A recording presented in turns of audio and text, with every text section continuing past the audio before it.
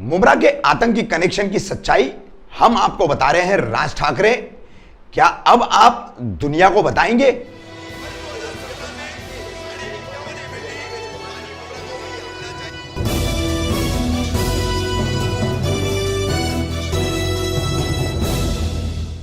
मैं रफीक कामदार हिंदुस्तानी रिपोर्टर में आपका स्वागत है।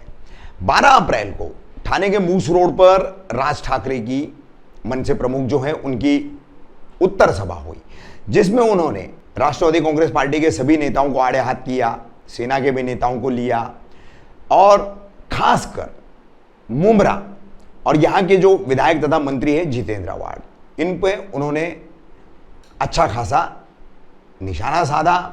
मुमरा की छवि को उन्होंने फिर एक बार दागदार करने की पूरी कोशिश की। कई उन्होंने अखबार की सुर्खियां पढ़ करके बताई कि आव्हाड जहां से जीत कर आते हैं वो मुमरा, जहां वो बोलते कि वस्त्रा नहीं मिलेगा क्योंकि दाढ़ी ही नहीं करते, ऐसी व्यंग्यात्मक बातें भी उन्होंने की और मजाक भी उड़ाया उन्होंने। मगर आपको बता दें कि एक तो अव्वल उन्होंने कई जगह तारीखें भी गलत बताई है। जैसे आपको बता दें कि उन्होंने कि आव्हाड जहां से जीत कर आते हैं वो मुमरा, अब मैं आता मी तुम्हाला वाचून दाखवतो, यानी अब मैं आपको पढ़कर सुनाता हूं। तो यहां से जो शुरुआत की थी उसमें उन्होंने हिजबुल मुजाहिदीन के 4 आतंकी मुमरा से गिरफ्तार होने की बात कही और उसकी तारीख उन्होंने बताई 16 मार्च 2002। तो राज ठाकरे जी, सबसे पहले तो आप तारीख दुरुस्त कर ले। ये तारीख जो है, जो 4 हिजबुल मुजाहिदीन के आतंकी ठाणे पुलिस द्वारा पकड़े गए थे कौसा अल्मास कॉलोनी परिसर से, यह दावा जो किया गया था उस वक्त, वो तारीख जो है उनकी गिरफ्तारी की 24/10/2001 की। उस वक्त ये कार्रवाई हुई थी। ठाणे के पुलिस आयुक्त थे सुरेंद्र मोहन श्रृंगारी को खुद ये जानकारी मिली थी कि यहां पर कौसा परिसर में कुछ आतंकी आकर के छुपे बैठे हैं और वो कोई बहुत बड़ी घटना को अंजाम देने के फिराक में है, बड़ी हस्तियों को जो है टारगेट करने के फिराक में है। उनके पास से एक देसी कट्टा, एक माउजर और कुछ उर्दू में लिटरेचर मिला था। मैगजीन्स थी, एक मीन टाइम मैगजीन है कश्मीर की, कुछ उर्दू मैगजीन्स है। उसमें जॉर्ज बुश की तस्वीरें, ओसामा बिन लादेन की तस्वीरें, किसी मैगजीन में भारत के बड़े हस्तियों की तस्वीरें, जो बड़ी हस्तियां उनकी तस्वीरें और भारत का नक्शा वगैरह आदि सब कुछ था। तो ऐसी कई किताबें थी। उस वक्त ठाणे सेशन कोर्ट तक उनकी पैरवी जिस वकील ने की थी, वो वकील हैं मुमरा के ही रहने वाले एडवोकेट शकीब खान। तो अब वो प्रैक्टिस नहीं करते, अपने पुश्तैनी कारोबार में। तो उनका हमने इंटरव्यू किया, इस पर हम आपको दिखा रहे हैं कि क्या सच्चाई है इस पूरी केस की। संक्षिप्त में हम आपको बता दें, 2001 में ये जो 4 लोग पकड़े गए थे, जावेद भट्ट उम्र 23 वर्ष, फारूक भट्ट उम्र 23 वर्ष, अल्ताफ भट्ट उम्र 19 वर्ष, फारूक सामी उम्र 28 वर्ष। ये 4 लोग थे, जिनमें से 2 लोग वफा पार्क जो अल्मास कॉलोनी में है वहां पर ये वॉचमैनी का काम करते थे। एक इनका फल विक्रेता साथी था। अब इसमें ये तमाम मामला को लेकर के जब वो पूरा कोर्ट में मामला गया तो उस वक्त हुआ ऐसा था, क्योंकि हम उस वक्त से ही इस केस को फॉलोअप करते थे और इस पर हमने जानकारी रखी थी। कोर्ट ने पहले तो इनके खिलाफ जितने भी आतंकवाद के चार्ज लगाए गए थे, जिसमें धारा, भारतीय दंड संहिता की धारा 120B, 121A, 122 और आर्म्स एक्ट की धारा, ये सभी लगाई गई थी। तो 122 जो है, waging the war against the country और attempting the waging the war against the country, यानी देश के खिलाफ या उसकी सरकार के, देश की सरकार के खिलाफ युद्ध पुकारना या युद्ध की पुकारने की तैयारी करना, इस तरीके से उसका पूरी व्याख्या है, डेफिनेशन है। तो बहरहाल ये चार्जेस रद्द हुए। आर्म्स एक्ट में जो है उनको बेल मिली। बेल मिलने के बाद इन 4 को जो है फिर से ठाणे पुलिस ने गिरफ्तार किया। पुलिस को जो दोबारा FIR दर्ज करने का एक कानूनन विशेषाधिकार दिया गया है, उसके तहत मौजूदा पुलिस आयुक्त सुरेंद्र मोहन श्रृंगारी ने इसमें दोबारा FIR दर्ज कराई, चार्जशीट फाइल कराई और ठाणे सेशन कोर्ट के फास्ट ट्रैक कोर्ट में इस मुकदमे को लगवा करके इनको लाइफ की सजा करवा दी। कोर्ट ने भी बगैर मतलब ब्लैटेंटली एकदम इसके जो सबूत दिए गए थे उसकी पड़ताल किए बगैर, पुलिस के जो विटनेस थे, खुद पुलिस वाले जो विटनेस थे, कुल 5 विटनेस इस केस में जांचे गए थे इनको लाइफ की सजा देने के वक्त, तो उन विटनेसेस की, सिर्फ जिसमें 3 तो पुलिस अधिकारी हैं और पंच हैं 2, तो इनके कहने पर जो है गवाहियों के ऊपर ये केस साबित हो गया था। इन्हीं में से जावेद भट्ट ने फिर जेल से, 2 औरंगाबाद में थे और 2 कोल्हापुर जेल में थे, इन्होंने मुंबई हाई कोर्ट में इसकी अपील फाइल की। वो अपील जो है उसकी लिंक हम आपको साथ में दे रहे हैं कि किस तरीके से एडिशनल सेशन जज ठाणे, इनको कोर्ट ने अपने लगभग, आपको बता दे यहां पर ये 3700 से ज्यादा, लगभग 4000 पेज का ये जजमेंट मुंबई हाईकोर्ट के अपील बेंच जज वी पलसीकर और एन म्हात्रे, इस बेंच ने दिया था। वो जरा राज ठाकरे जी पढ़ लें। आपने सुर्खी तो पढ़ के बता दी कि हिजबुल मुजाहिदीन के 4 आतंकी गिरफ्तार, आतंकी नहीं थे, अवैध रूप से उनके पास असला यानी हथियार बरामद जरूर हुए थे, लेकिन आतंकवाद का कोई चार्ज उनके खिलाफ कोर्ट में साबित नहीं हुआ था। 3 साल की इल्लीगल वेपन यानी अवैध हथियार रखने की सजा होती वो काट चुके थे, इसलिए हाईकोर्ट ने उनके अपील को स्वीकारते हुए उन्हें फौरन जेल से रिहा करने का आदेश भी दिया था और ठाणे कोर्ट को आड़े हाथों लिया था। और हम खुले तौर पर कहते हैं ये सारा किया धरा जो है उस वक्त प्रमोशन और नाम के लिए तत्कालीन ठाणे पुलिस आयुक्त सुरेंद्र मोहन श्रृंगारी ने किया था। उस वक्त रेड में थे जो अभी कांग्रेस के नेता बने हुए हैं, एंटी एक्सटॉर्शन सेल के सीनियर पीआई रह चुके, मुंबई में एनकाउंटर स्पेशलिस्ट रह चुके रविंद्र आंग्रे, साथ ही मुमरा कौसा के पुराने लोगों को मालूम होगा, एक पुलिस अधिकारी मुमरा में भी थे, बाद में तलोजा में भी थे। मुमरा में रहने के बाद वो क्राइम ब्रांच गए थे, दत्ता घुले, पीआई दत्ता घुले। तो ये पूरी वो टीम थी जिन्होंने ऑपरेशन किया था और इनको गिरफ्तार किया था। सच्चाई ये है कि कोर्ट ने उन्हें आतंकियों के चार्ज से बाइज्जत बरी कर दिया था। देखिए शकीब खान जो उस वक्त उनके वकील थे, उन्होंने क्या कहा है, लिंक भी हम आपको दे रहे हैं क्योंकि उस वक्त का काफी सारा मटेरियल जो है अभी मौजूद नहीं है, मगर हमारा चैलेंज है कि इस चीज को कोई नकार नहीं सकता। अब हमने सच्चाई राज ठाकरे जी तक पहुंचा दी है। उम्मीद करते हैं कि 4 हिजबुल मुजाहिदीन आतंकियों के पकड़े जाने की ये मुमरा से जो खबर थी, जिसको आपने पढ़ करके बड़ी काफी मतलब आक्रामक अंदाज से अपने बताया, तो अब ये खुलासा भी आप आक्रामक अंदाज तक जो है लोगों तक पहुंचाएंगे। शकीब भाई, कल महाराष्ट्र नवनिर्माण सेना के अध्यक्ष राज ठाकरे, इनकी ठाणे में मूस रोड पर एक सभा हुई। मस्जिदों के अजान और लाउडस्पीकर के मुद्दे पर काफी कुछ उन्होंने कहा, लेकिन आज हम आपसे यहां बात करने आए। उन्होंने अपने भाषण में मुमरा से कई आतंकियों के पकड़े जाने के हवाले दिए, जो अखबारों में खबरें छपी उसकी उन्होंने हेडिंग्स यानी शीर्षक जिसे कहा जाता है, सुर्खियां कहा जाता है, वो सुनाई। तो जैसे ही उन्होंने 16 मार्च 2002 की एक केस का जिक्र किया, तो मुझे बहुत अच्छी तरह से याद है, जैसे आप जाती तौर पर जानते हैं मैं भी 35 साल से जर्नलिज्म कर रहा हूं, तो उस वक्त ये केस आपने हैंडल किया था, मुझे पता है अच्छी तरीके से। कौसा अलमास कॉलोनी वफा पार्क में 16 मार्च 2002 को 4 आतंकियों को ठाणे पुलिस ने पकड़ा था। उस वक्त ठाणे पुलिस आयुक्त थे सुरेंद्र मोहन श्रृंगारी।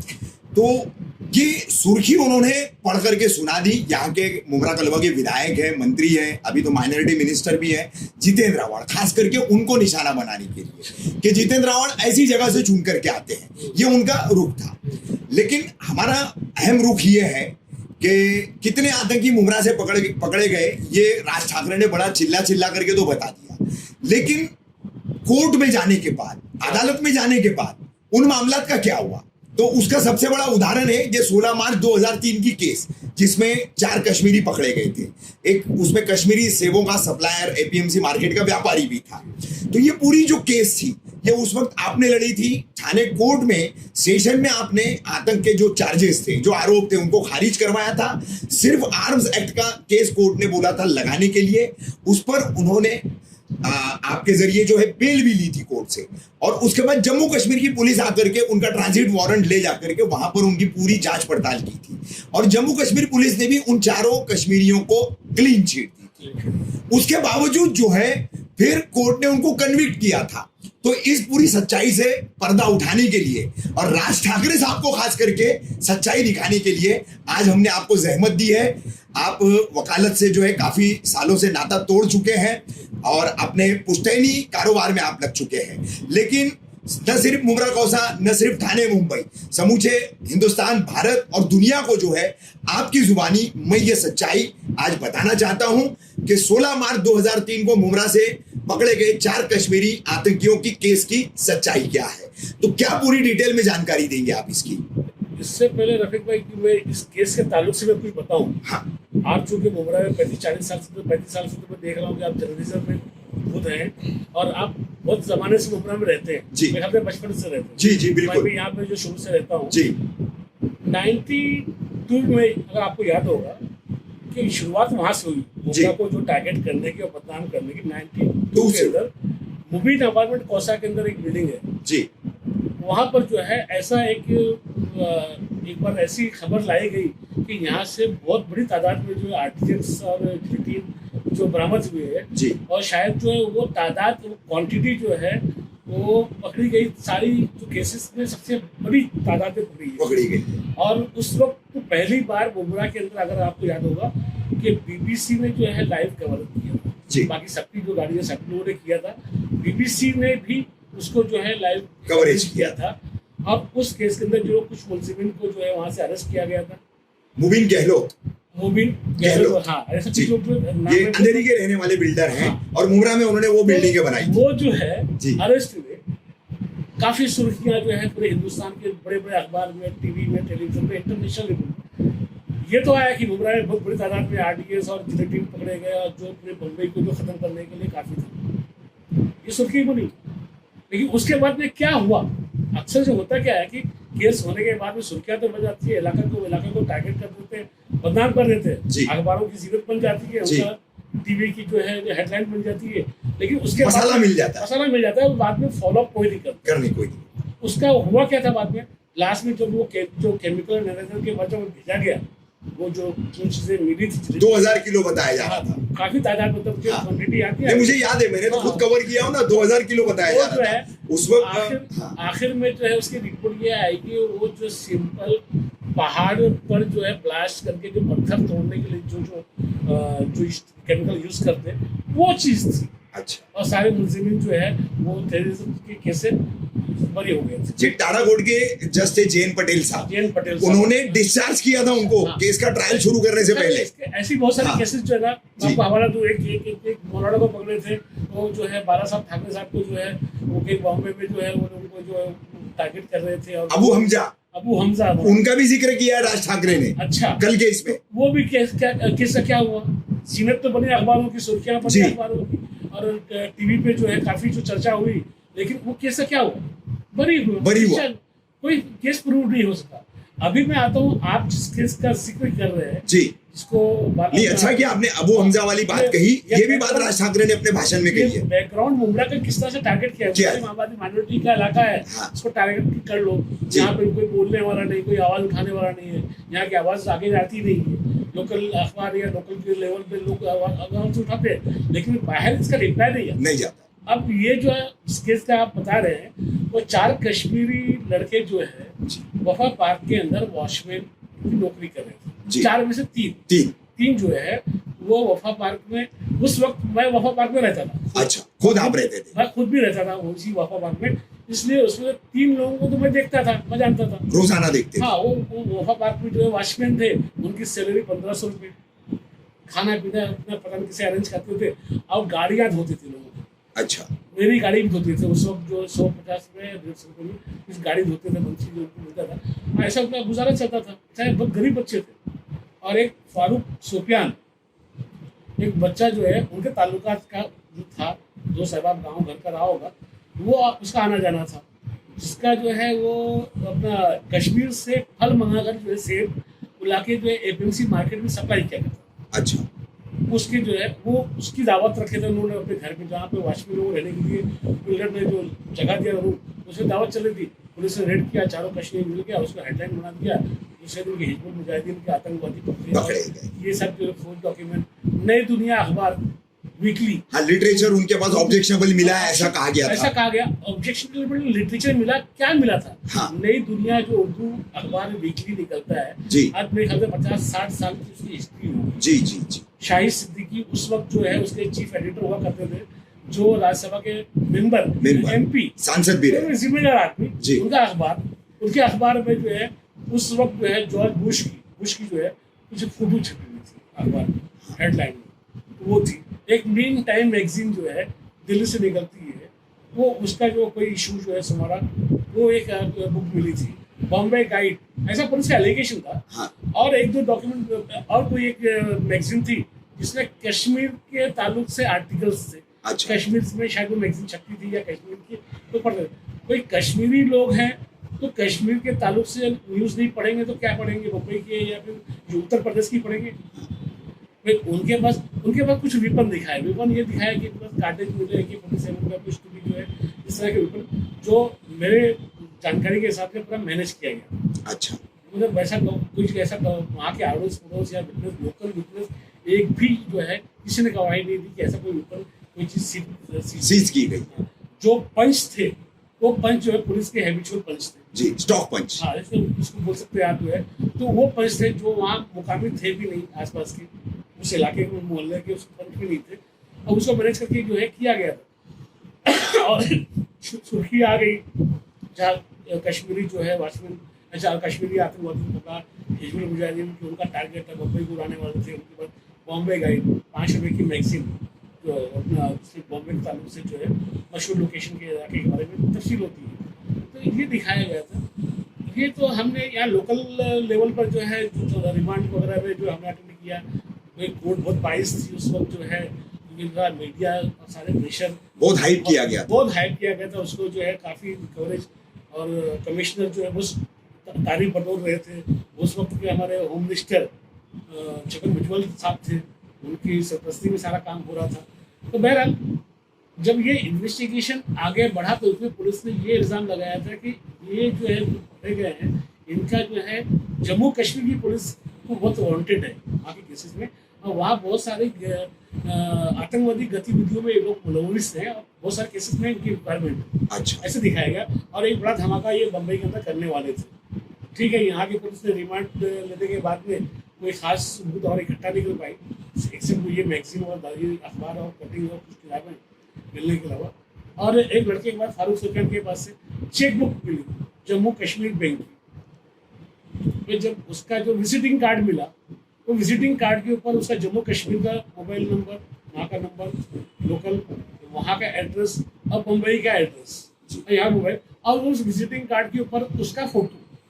मतलब हमारे देश का जो है आतंकवादी जो आतंकवादी जिसको बोलते हैं आप, वो विजिटिंग कार्ड छापते यहाँ पे जो है मोबाइल नंबर गांव का यहाँ का लेके घूमता है। उसकी जो है पासबुक मिली जो जम्मू कश्मीर बैंक के, भाई वो कश्मीर के ताल्लुक से वो रहता है, तो जम्मू कश्मीर बैंक में अकाउंट नहीं खोलेगा तो कहाँ खोलेगा। तो उसका घर वहाँ है, माल वहाँ से मंगाता है, यहाँ पे सप्लाई करता है एपीएमसी मार्केट के अंदर, यहाँ पेमेंट आता है, वहाँ जाता है, वहाँ के जो व्यापारियों को देता है, पेमेंट करता है, उसके अंदर सारी डिटेल उसकी जी। लेकिन पुलिस ने उस तरफ कोई उसको जो निगेटिव अंदाज में जो है उसको ये नहीं कर सके कि ये मिस एप्रोप्रिएट हुआ कोई अकाउंट या गलत तरीके से इसका अकाउंट का कुछ किया गया। ये सारी चीज़ें होने के बाद में कोर्ट में हमने जो है उसका विजिटिंग कार्ड दिखाया। दूसरा हमारे देश का जो है अपना आतंकवादी ऐसा होता है कि विजिटिंग कार्ड छाप के घूमता है, उसमें अपने फोटो भी लगाता है, मतलब उसको डर है इसलिए अपना फोटो लगाता है ताकि जो है मेरी पहचान भी है। पुलिस उस रूप को, उस पहलू को जो है इन्वेस्टिगेट नहीं करती। उसके बाद में जम्मू कश्मीर की पुलिस आती है उनका ट्रांसफ़र लेने के लिए। यहाँ की पुलिस ने जो कॉल किया था उनको इन्फॉर्म किया, उसके हिसाब से वो जम्मू कश्मीर की पुलिस से यहाँ से ट्रांसफ़र लेकर जम्मू कश्मीर जाती है और 2-3 महीने वहाँ पर जो है मुख्तलिफ पुलिस स्टेशन या जो भी क्राइम ब्रांच वहाँ का जो भी सिस्टम होगा हर जगह घुमाती है, इन्वेस्टिगेशन करती है पूरे जम्मू कश्मीर स्टेट में। और इनके ताल्लुक से कोई केस में किसी तरह का कोई भी मुलविस किसी में नहीं पाया जाता, कोई इन्वॉल्वमेंट नहीं। तो वो ऑफिसर वो टीम आतंकी गतिविधियां तो छोड़ दीजिए, कोई मामूली जराइम पेशा भी जो होते हैं, एक मामूली एनसीबी नहीं मिली ठीक उनको, तो वो वहाँ जम्मू कश्मीर पुलिस ने लाकर वापस से ये थाना पुलिस को जो है हवाले किया और कोर्ट में ये लिख कर दिया राइटिंग में कि हम इनको जो है महाराष्ट्र पुलिस के बताने के हिसाब से कि हमारे केसेस में ये इन्वॉल्व है, हम लेके गए तहकीक के लिए। हमने वहाँ पर रखकर जो है हर एंगल से उनके इन्वेस्टिगेशन कर दिया। इन चारों का जो है हमारे जम्मू कश्मीर स्टेट के अंदर जो है इनका कोई भी केस से किसी भी तरह से कोई ताल्लुक नहीं मिला है। टेररिज्म से तो बिल्कुल नहीं। टेररिज्म तो दूर की बात है, किसी भी क्रिमिनलिटी, चोरी का एक मारामारी की केस या एनसी कह लीजिए, कोई केस में इनका नहीं मिला हुआ। इनको लाकर जो है उन्होंने यहाँ पे जो उनके पुलिस के हवाले कर दिया ताकि जो मुद्दा की जो केस थी इसमें हवाले कर दिया। उसके बाद में हम जो है बेल में गए और बेल में जो है जाने के बाद में कोर्ट ने काफी फटकार लगाई, लेकिन इसमें कोई एविडेंस दिखाई नहीं दे रहा जी ज्यादा। अगर एक्सेप्ट भी कर ले तो आर्म्स एक्ट, जी अगर पूरा केस मान भी ले कि जो ये जो किताबें मिली है, कॉपियां मिली हैं, या उनके पास अखबार मिले और मान मिले, तो एक आर्म्स एक्ट की केस बनती है। उन्होंने जो है कोर्ट ने उनको जो है, ये लोग टाइम पे चार्जशीट भी फाइल नहीं कर रहे थे जी, कोर्ट ने इनको जमानत दी, मुकामी लोगों ने जो है उनकी जमानत दी। अब उसके बाद में चारों लोग रेगुलर थाना में जो है जीएमसी कोर्ट से लेकर ट्रायल कोर्ट तक, सेशन कोर्ट में, कमिटमेंट तक, वो रेगुलर तारीख पे जा रहे हैं। जी शेखर साहब, मैं थोड़ा सा यहाँ पर आपकी याद दहानी जो है ताजा कर दूं कि जब आप लोगों ने, आप और आपके साथी वकीलों ने उनकी जमानत कराई, उस वक्त सेशन कोर्ट ने उनके टेररिज्म के चार्जेस खारिज कर दिए थे। उसमें कोर्ट ने वो एक्सेप्ट नहीं किया, इसीलिए तो और उसमें जब बेल मिला तो हाँ, बेल के बाद जो है पुलिस ने उनको दोबारा गिरफ्तार किया था। जैसे जेल से वो छूटे, जी, छूटने के बाद में पुलिस ने दोबारा उनको अरेस्ट कर दिया। हमने जब इंक्वायरी किया पुलिस की दूसरा कोई केस है क्या उनके ऊपर, हाँ, क्या है, बोला नहीं ये प्रिवेंटिव मेजर दिया हम लोग, ये 110 जो चैप्टर सीआरपीसी सेक्शन 110 प्रिवेंटिव जो है हाँ, कि जाके कोई गतिविधि हो, कोई इन्वॉल्व हो गए किसी केस में, कोई गुनाह करेंगे, इसलिए हमने जो 110 सीआरपीसी के इनको जो है वापस से हमने अरेस्ट किया और उनको जो है एसीपी असिस्टेंट कमिश्नर पुलिस के सामने हाजिर करेंगे। फिर वहाँ उन्होंने शर्त रखी एसीपी ने कि एक हिंदू एक मुस्लिम या इस तरह की कुछ कंडीशन रखी कि ऐसे जमानतदार रहेगा तो करेंगे, जमानत देने को तैयार थे, सारी कंडीशन हम फॉलो करने के लिए तैयार थे। उसके बाद में 3-4 महीने मेरे ख्याल से उन्होंने जो इसको जबरदस्ती उसको जेल में डिटेन किया। उसके बाद बेल में गए हम सेशन में, जो रेगुलर केस जो पुलिस ने दाखिल की थी आतंकवादी की, उसमें गए, उसमें जमानत हो जाती है। भाई कौन सी कोर्ट है जो आतंकवादी वो जमानत देगी? कोर्ट के पास कोई ठोस सबूत नहीं, एविडेंस नहीं था, इसलिए कोर्ट ने उनको जमानत दी। जमानत पे फिर छूटने के बाद मतलब ये चैप्टर का भी जमानत दिया, वहाँ भी जमानत दिया, और उसके बाद मुसलसल वो जो है जितनी तारीखें बड़ी लोअर कोर्ट से लेकर सेशन कोर्ट तक रेगुलर तारीख पे जो है वो बगैर नागा किए, बगैर एक्शन हुए, हर तारीख पे जाके सुबह टाइम पे जाके हाजिर होती है। जब उनको तारीख होती से लेकर वापस आते थे, रेगुलर अटेंड कर रहे थे। अगर ये किसी आतंकवादी या एक्टिविटी इन्वॉल्व है तो छूटने के बाद ये लोग क्या क्यों हाजिर हुए? लेकिन वो ट्रायल फेस किया, उसको ट्रायल चलने के बाद में लोअर कोर्ट ने, सेशन कोर्ट ने जो है वो कन्विक्शन दे दिया, जबकि हमारी समझ के हिसाब से कन्विक्शन की केस ही नहीं थी, बिल्कुल नहीं। हम अपील में गए, हम अपील में जाने के बाद में जस्टिस प्रकाश, जस्टिस शाह की बेंच थी, उनके सामने अपना की अपील दाखिल किया हमने। जब वो हियरिंग पे आया तो हमने जो है जो डॉक्यूमेंट या लिटरेचर की बात पुलिस ने चार्जशीट में जिक्र किया था, उसकी जो है करंट कॉपीज मार्केट से खरीद कर, जैसे मेन टाइम अखबार मैगजीन है, बॉम्बे गाइड है, या फिर जो है नई दुनिया अखबार है, ऐसा जो भी था, हम कोर्ट को समझाने के लिए ये क्या डॉक्यूमेंट है ये इसने हमें बेंच के सामने रखा। तो जस्टिस प्रकाश ने वो सारे डॉक्यूमेंट रेफर करने के बाद में, चूंकि जो है वो उर्दू भी जानते थे, तो नई दुनिया अखबार पढ़कर जो है देखा, ये तो काफ़ी उन्होंने सवाल किया सरकारी वकील से, तो ये अखबार जो बिक्री है ये तो बहुत वर्षों से तो अखबार स्टैंड पे बिकता है, हर जगह 50 साल से चल रहा है। तो अगर इसके अंदर कोई अगर बुश की फोटो छपी है या लादेन की फोटो छपी है तो उससे इन मुलजिम का जो है क्या मतलब? ये तो आम पब्लिक अखबार खरीद के पढ़ रही है। ऐसे ही बाकी बॉम्बे गाइड, एक जो है विजिटर आता है वो गाइड खरीदता है, अगर मान लो कि फर्ज कर लो कि वो मिला भी है उसके पास से, तो बॉम्बे गाइड कोई ऐसी चीज़ तो नहीं है नामुमकिन है किसी मिलेगी नहीं, कोई भी रेलवे स्टेशन स्टॉल पे चले जाओ 5 रुपये 10 रुपये की वो बॉम्बे गाइड मिल जाती है, पुलिस प्लेस कौन सी क्या है। मेन टाइम रेगुलर छप रही है, भाई इनके एडिटर या इनके कोई जो है रिपोर्टर या कोई किसी कोई गलत एक्टिविटी कभी शामिल नहीं हुई। इन अखबारों पे, इन मैगजीन पे कभी कोई केस नहीं है कि भाई ये गलत रिपोर्टिंग कर रहे हैं या कुछ उकसाने वाली चीज़ें कर रहे हैं, ऐसा कुछ भी नहीं मिला। तो वहाँ पर दोनों जस्टिस शाह, जस्टिस प्रकाश ने डिस्कशन करने के बाद और सारे देखने के बाद में पुलिस के खिलाफ में स्ट्रक्चर पास करते हैं और निचली कोर्ट को भी लेता है, निचली कोर्ट को भी कन्विक्शन दिया, ये कैसे इतना कन्विक्शन दिया, वो भी लाइव कन्विक्शन दिया था निचली सेशन कोर्ट में। हाँ। उसको जो है वो सब चीजों को जो उड़ा कर खारिज करके उनको बाइज्जत बरी किया, उनको बाइज्जत जो टेररिज्म के केस में बाइज्जत बरी की जी, वो छूट गए, डिस्चार्ज हुए 5 साल बाद, 3 साल या 4 साल जो नहीं 5 साल का पूरा गुजार चुके थे जी। तो उसमें एट द बस कोर्ट ने ये कंक्लूजन निकाला, बहुत अगर मान लो फर्स्ट कर दो कि अगर ये पंचनामा का प्रूफ भी हो जाता है, पंचनामा को एक्सेप्ट भी कर लेते हैं, तो इनके पास क्या केस होती है? Arms act. आर्म्स एक्ट, इसमें मैक्सिमम सजा जो 3 साल की, 3 साल की है और उससे ज्यादा वो काट चुके हैं, 5 साल काट ली। तो कोर्ट ने जो है सारे सेक्शन को जो है वो अपना उड़ाकर जो है उनको बरी किया। और उसके बाद में वो जो है कोल्हापुर जेल में थे, औरंगाबाद की जेल में थे जी, दो लोग, 2 कोल्हापुर में थे, 2 औरंगाबाद में थे। उस वक्त भी छूटने के लिए। तो आपको एक चीज और कि जो है इनकी जो आप बता रहे चैप्टर केस के पीरियड या उसकी पीरियड में जमानत की बात थी जी, जेल में थे लोग, बेल हो गई थी, जमानत लेने के लिए मिल नहीं यार कोई, जो पुलिस के का डर और एक आतंकवादी का एलिगेशन। तो उस वक्त जो है वो जेल में जो कोई शिवसेना का शाखा प्रमुख कोई अंदर था, अच्छा, उनकी लोगों से मिलना जुलना था ताल्लुक, उसे नासिक से श्योरिटी अरेंज करके भेजा। क्या बात है। इनकी जो जमानत के लिए श्योरिटी लेके आया, तो मुझे जो आके मिला वो श्योरिटी खुद आया, मुझे फला फला ने भेजा है और उनकी जमानत लेना, मुझे मतलब कैसे क्या नासिक, मैं भाई हमारे जो लीडर है शाखा प्रमुख के शिवसेना के, वहाँ पर है और उनकी बहुत अच्छी दोस्ती। उन्होंने बोला कि उनकी मदद पसंद करो, इसलिए हम लोग वहाँ से आए, नासिक से आए, क्योंकि वो बेगुनाह थे। हाँ बेगुनाह थे, उनको भी अंदर जो जेल में थे साथियों को मालूम, समझ में सच्चाई समझ में, कौन क्रिमिनल है कौन शरीफ है क्या है। वहाँ भी जेल में थे, जेल का रिकॉर्ड निकालिए, वहाँ के उस वक्त जो जेलर थे उनकी रिपोर्ट निकाल के वो जेलर जो है वो खुद जो बुला के रोज उनकी जो है अपना बैठता था और वो दिन के बारे में समझने की कोशिश करता था, उनके बारे में उनको योगा ट्रेनर बना दिया था जी। जेल के अंदर जो योगा ट्रेनर थे, लोगों को ट्रेनिंग देते थे, एक्सरसाइज करवाते थे, फिटनेस के लिए।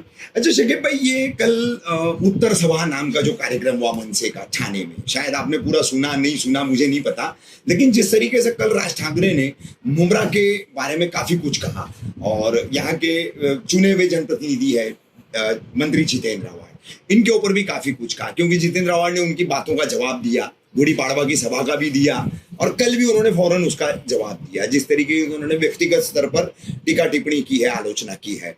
तो ये जो राज ठाकरे का नजरिया है मुमरा को लेकर के, यहाँ से चुने हुए उनके जनप्रतिनिधि को लेकर के, तो आप एक एडवोकेट रह चुके हैं, पढ़े लिखे हैं, मुस्लिम माशरे के एक पढ़े लिखे प्रतिनिधित्व करने वाले व्यक्ति हैं, किस तरीके से देखते हैं और आप क्या कहना चाहेंगे इस पर? मुझे राज ठाकरे के एलिगेशन जो जिस तरह के मुमरा को लेकर जितेंद्र आव्हाड जो मंत्री है हमारे महाराष्ट्र प्रदेश के, उनके खिलाफ में एलिगेशन किया, मुझे तो नहीं, मंत्री का क्या लेना देना है? वो कलवार मुमरा के जो है एमएलए है और बाद में उनकी सरकार आई है, मंत्री बने हुए। नहीं, एक बात तो शकीब भाई, आप प्रैक्टिशनर एडवोकेट रहे और अभी मुश्किल से 10 साल हुआ होगा आपने पेशा छोड़ा है, लेकिन एक बात तो ये एडमिटेबल है कि जो आतंकी कारगुजारियों का ठप्पा मुमरा पे लगता था और जो मतलब लोगों को इस तरीके से पकड़ लिया जाता था ताना बाना बुन करके, 2009 के बाद तो ये लगभग खत्म। एग्री, बिल्कुल रफीक भाई, मैं आपकी इस बात से एग्री करता हूँ। पहले तो ये आमदार जो है जितेंद्र आव्हाड साहब जी जब से बने हैं, ये सब एक्टिविटीज यहाँ पर मुमरा में बंद हो गई जी। मुमरा ने तो इनके आने से पहले मुमरा सॉफ्ट टारगेट था। यहाँ से किसी को पकड़ो और इसको कहीं आप आज भी मतलब 10 साल 5 साल पहले तक देख लीजिए, कहीं कुछ हुआ तो ऐसा लगता है, हम तो अखबार में देख रहे हैं या न्यूज देख रहे हैं, ब्रेकिंग न्यूज कोई आई तो हमको एक डर पैदा होता, कहीं मुमरा का तो नाम नहीं आ जाए, कहीं ना कहीं जो है ऐसा निकलेगा कि मुमरा में इसकी ससुराल थी, मुमरा में इसके रिश्तेदार थे, तो रहता होगा बहराम पाड़ा में, रहता होगा मदनपुरा में या कहीं, लेकिन मुमरा को इस तरह से जो टारगेट करे, मुमरा को मतलब इस तरह कहना चाहिए कि एकदम नेगेटिव एरिया या आतंकवादियों का इवन जो है उस वक्त के जो होम मिनिस्टर ने कह दिया था आतंकियों का गढ़ है। जो है मुमरा के पहाड़ियों में जो ट्रेनिंग होती है, उस वक्त हमने कॉल लिया था, हम जो है हमारे उस वक्त जो है अबू आसिम आजमी साहब की क़यादत में जाके होम मिनिस्टर से मुलाकात किए थे, मुमरा के मोतबर लोग हम लोग गए थे, तो हमने उनके साथ में कहा था, उनसे सवाल किया, सर मुमरा में आपके पास अगर कोई रिपोर्ट है कि मुमरा आतंकवादी होता है, मुमरा की पहाड़ी पर कहीं जो है ट्रेनिंग कैंप चलता है, आप जो है अपने पुलिस के स्टाफ को बोलिए, अगुवाई हम करते हैं मुमरा के लोग, आप वो लोकेशन और पॉइंट बताइए, अगर रहेगा अगर कोई क्रिमिनल एक्टिविटी कोई हो रही होगी, आतंकवादी की ट्रेनिंग तो दूर की बात, कोई क्रिमिनल एक्टिविटी हो रही होगी तो हम उनसे जो है भिड़ने के लिए आगे फ्रंट में आने को तैयार हैं। और उसके बाद में कुछ मुकामी अखबार में भी जो है अपना उसको कोर्ट को लेकर जो है किया था, तो उन्होंने जो है बल्कि छगन भुजबल साहब ने उस वक्त अखबार के एडिटर्स को फोन करके जो है अपना स्टेटमेंट दर्ज करवाया था कि भाई मैंने मेरा ये स्टेटमेंट नहीं था, मैंने इस तरह नहीं कहा, मिसकोट किया गया है और इस तरह से अगर कुछ है तो मैं जो है उसको निंदा करता हूँ, खेद प्रकट करता हूँ। ये मुद्दा मेरा जो था राज ठाकरे की बयानबाजी कल की मुमरा को लेकर के और जितेंद्र आव्हाड को लेकर के, उस पर मैं आपसे मतलब एक सुलझावा, एक अच्छा जवाब चाहता हूं कि पढ़ा लिखा मुस्लिम तबका इस पर क्या सोचता है, किस तरीके से मतलब अब मस्जिद, लाउडस्पीकर, अजान, भोंगा और मदरसे, उनकी जांच, ये तमाम बातें करके। मैंने तो स्टेटमेंट पढ़ा जो है, हाँ, तो अपने हमारे मंत्री जी का जो है, हाँ, आवाज साहब का, कि अगर मुमरा में कहीं जो है कोई मस्जिद मदरसे के अंदर शेविंग करने की ब्लेड भी अगर मिल जाए, उसका मैं क्वेश्चन वाला चाहिए, सजा मैं निकाल के दिखाओ। तो मैं बोलता मुमरा के अंदर आओ, जिसको अगर राज ठाकरे साहब को मैं भी आह्वान देता हूँ मुमरा के बिहार में, और आप लोग पत्रकार यहाँ मुमरा के इतने लोग हैं, हम लोग जानते हैं मुमरा क्या चीज है। मुमरा में आप रात को 2 बजे आइए, रात को 3 बजे आइए, रात को औरतें आए, बच्चे आए, आज तक जो है मुमरा में ऐसी कोई घटना नहीं है हुई है कि कोई की चैन स्नैचिंग हो गई हो, या रास्ते में किसी को किडनैप कर लिया गया हो, या फिर जो है कोई गलत काम हुआ हो। मुमरा के अंदर ऐसे सरेराह चलते मुमरा में सब चीज़ें हैं नहीं। सिर्फ जो है ये मीडिया के, जो नेशनल मीडिया या कुछ पर्टिकुलर मीडिया के लोगों की बनाई हुई छवि, और कुछ नेता जैसे अभी इनका जिक्र कर रहे हैं राज ठाकरे साहब जैसे जो लीडर हैं, इनको शोहरत के, सस्ती शोहरत के लिए जो है मुमरा का सहारा लेना पड़ता है। और ये बिल्कुल जो है, इससे पहले डिफेंड करने वाला कोई नहीं था, लेकिन ये कि जो जब से जितेंद्र आव्हाड मुमरा के जो है MLA बने और ये आए, तो यहाँ पर जो है ये फालतूगिरी जो बंद हो गई है, जो बोगस में उठा के किसी को भी लेके जाओ, कहीं कोई नहीं मिला, मुमरा के 4 लोगों पकड़ो, 2 लोगों पकड़ो, ले जाके इन्वॉल्व करके छोड़ दो, लोग यकीन कर लेंगे हाँ मुमरा में पकड़े गए, मतलब बिल्कुल इनका इन्वॉल्वमेंट इस केस में है, तय माना जाता था। लेकिन ये चीजें फर्क आया है, बिल्कुल इसकी बात से सहमत।